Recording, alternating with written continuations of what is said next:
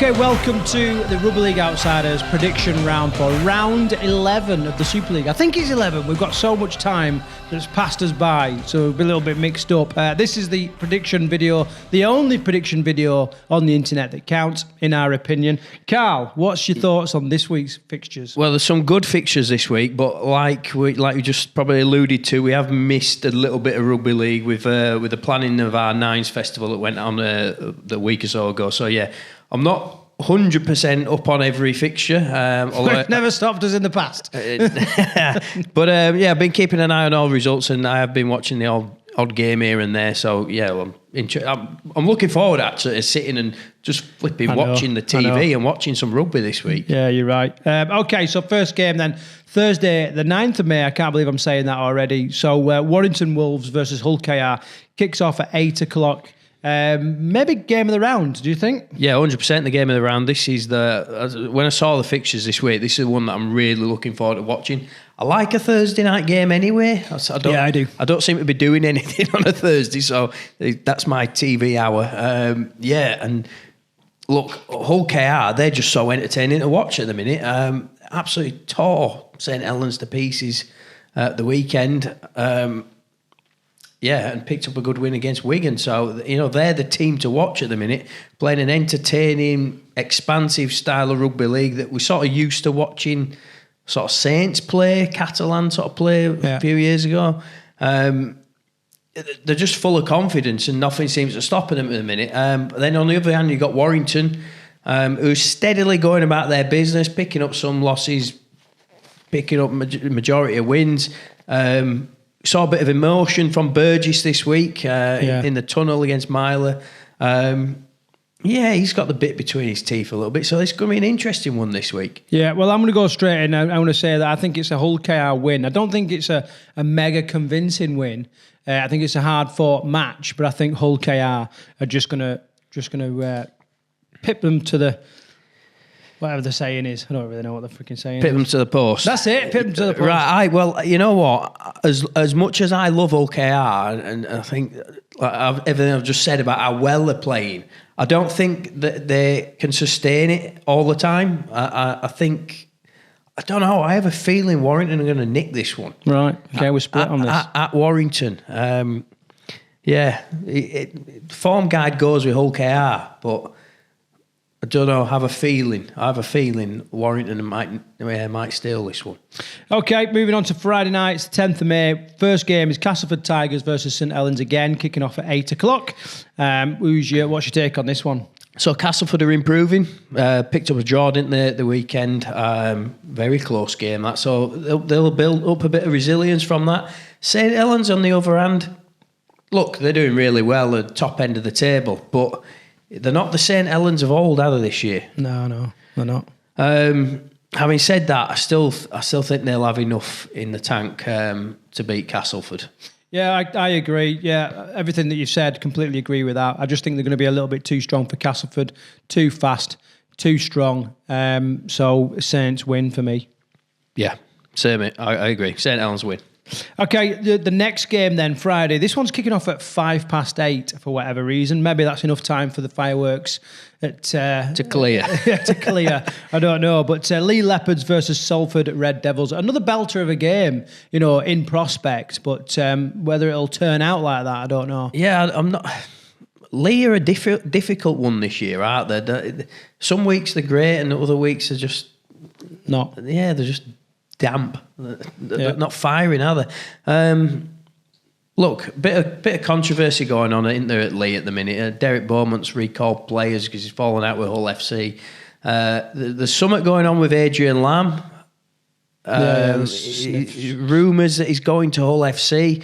And I saw an interview with him this week. I think Derek Beaumont sort of said something like, well, we're locking Adrian Lamb into a 3-year deal. And then Adrian Lamb basically turned around and said, well, not really.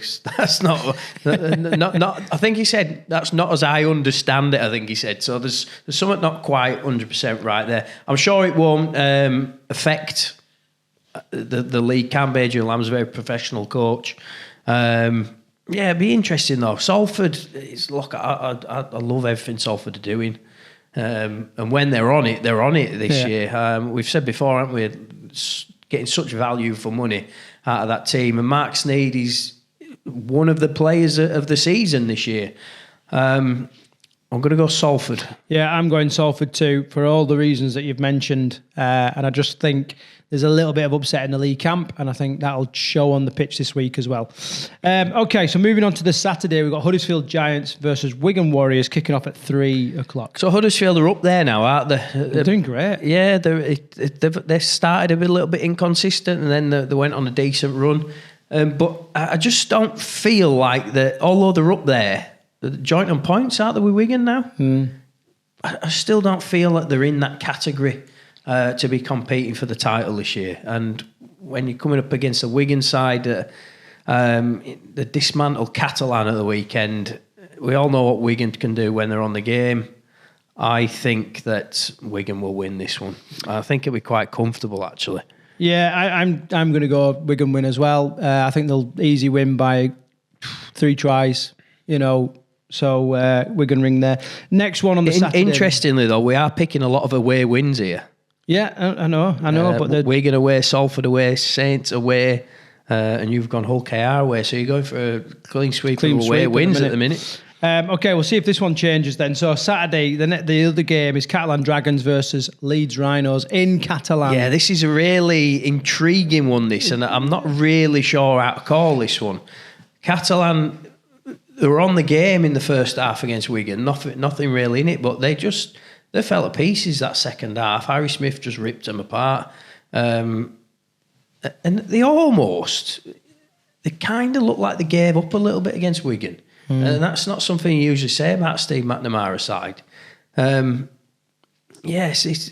again, Leeds, I don't know what's your thoughts on Leeds? Well, I think last week was interesting because I think they had like 3 teenagers playing in the team last week. Sinfield at half. And it wasn't due to injury that he made a few changes. Picked him on merit, didn't he? Yeah, and he scored, and he had a good game.